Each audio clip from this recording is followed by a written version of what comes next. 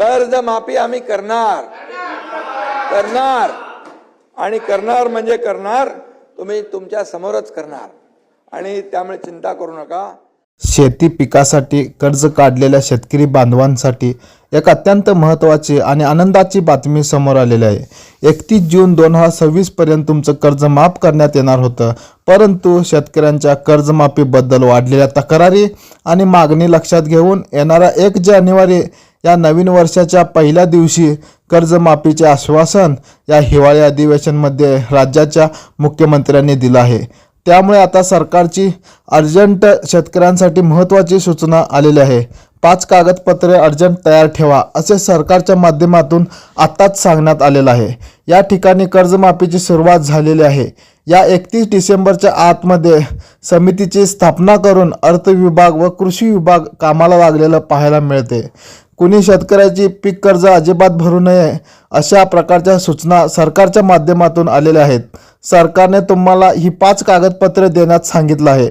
1.5 लाख रुपयेपर्यंत सरसकट कर्जमाफी करणार अशी सर्वात मोठी ब्रेकिंग न्यूज राज्यातील शेतकरी बांधवांसाठी आलेली आहे। आत्ता मुख्यमंत्र्यांची अर्जंट सूचना ही 5 कागदपत्रे रेडी ठेवा। येणारा 1 जानेवारी 2026 या दिवशी 15 बँकेतून 1.5 लाख रुपये कट होणार असल्याची मोठी बातमी आता या ठिकाणी समोर आलेली आहे। त्यामुळे राज्यातील शेतकऱ्यांसाठी आता एक आनंदाची बातमी आलेली आहे। 5 वर्षापासून ज्या गोष्टीची तुम्ही आतुरतेने वाट बघत होता ती कर्जमाफी आता सरकारच्या माध्यमातून देण्यात येणार आहे।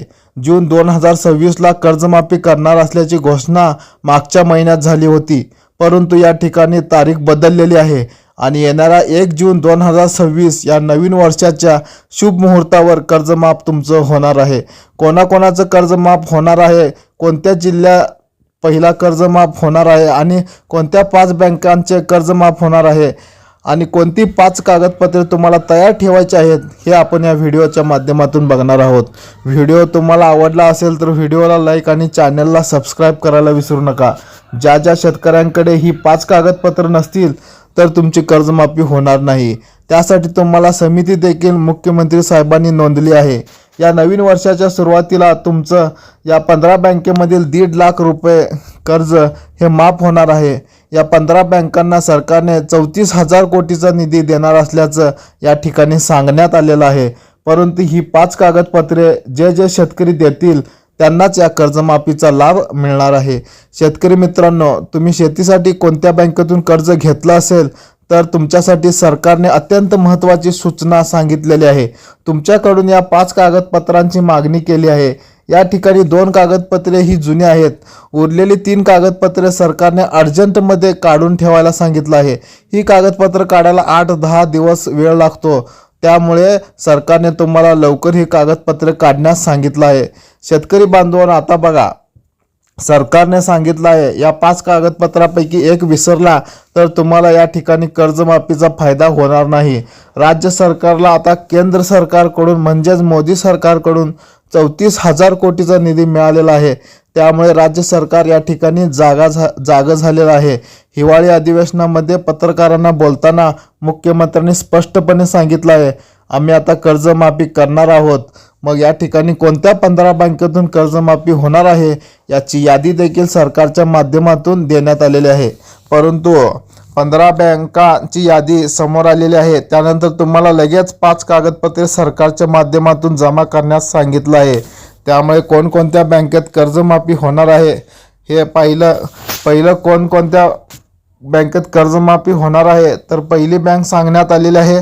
शेतकरी बांधवांनो, या ठिकाणी पहिली बँक सांगण्यात आलेली आहे ती म्हणजे पोस्ट बँक।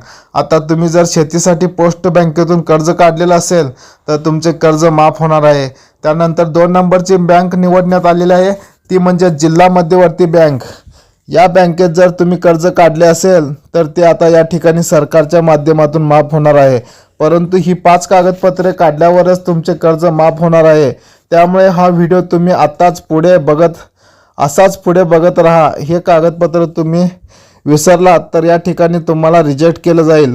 त्यामुळे 5 कागदपत्रे कोणती आहेत नक्की या ठिकाणी लक्ष देऊन बघायचं आहे। यापुढची बँक आहे स्टेट बँक ऑफ इंडिया। जवळपास 50 ते 60% शेतकऱ्यांनी या बँकेतून कर्ज घेतलं आहे।